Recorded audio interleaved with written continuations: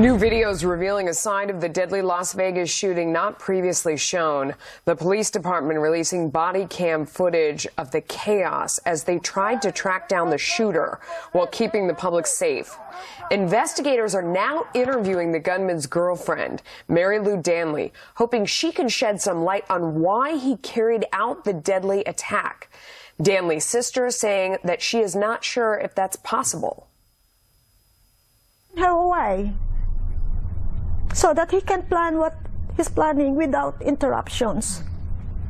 In that sense, I thank him for sparing my sister's life, but that won't be to compensate 59 people's life. No one can put the puzzles together, no one except Mary Lou, because Steve is not here to talk anymore. Only Mary Lou can maybe help. So let's bring in the legal panel. Bob Bianchi is a criminal defense attorney and former head of New Jersey County prosecutor. Richard St. Paul is a former prosecutor and a criminal defense attorney. Thanks to both of you for joining us. Thank you. Bob, she can provide some insight. Her sisters also maintain that perhaps she was sent away so she wouldn't interfere. How plausible do you think that is? I think investigators are looking at this with a great degree of suspicion, as they should at this particular point in time until they rule it out.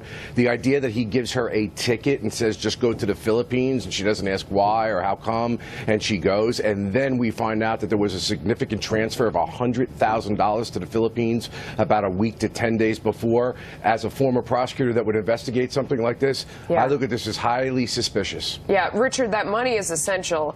Here's what Alan Dershowitz had to say about it this morning on Fox and Friends, what that money could be about. Listen.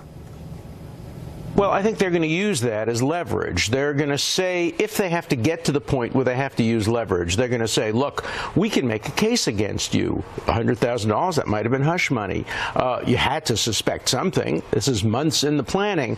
But if you completely and fully cooperate with us and tell us everything, stretch your memory, we'll give you a deal.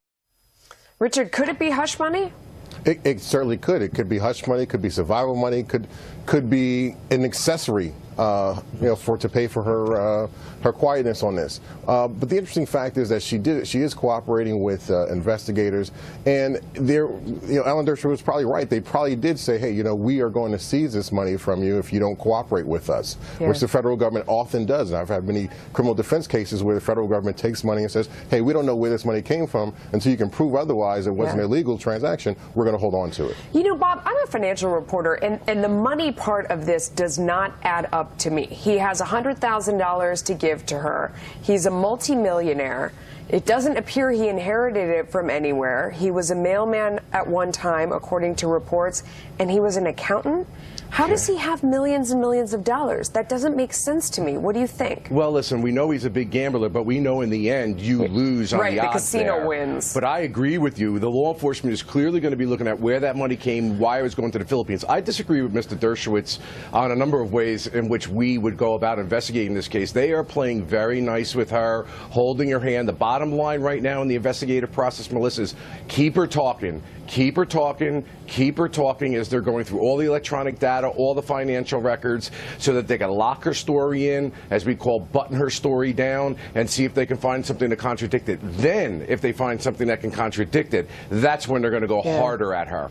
Richard, what do you think about that? The money part of this story does not make sense to me. How does it strike you? Well, there's certainly a lot more questions than there are answers in this case, and she is one of the key, they called her a person of interest, obviously, because she has the closest relationship. She was sent off to the Philippines. So what does she know?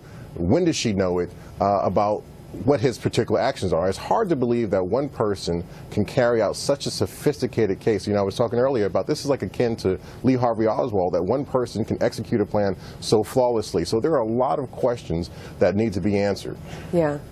Bob, at the very least, would she have noticed the accumulation of weapons and the arsenal that he had, or could he easily keep that hidden from her? I mean, if he's a controlling, domineering person, as he's been described, maybe he could keep it tucked away and not give her access to it. He could, and that's what investigators are going to try to find out. Did she not know about it? But like you just pointed out, there's so much here, and that I don't know anything about what was going on really strikes me at this point as suspect when I see $100,000 moving to the Philippines 10 days before. I agree with Richard that this is very orchestrated, planned, calculated, and hard to believe somebody close didn't know at least something awry was occurring.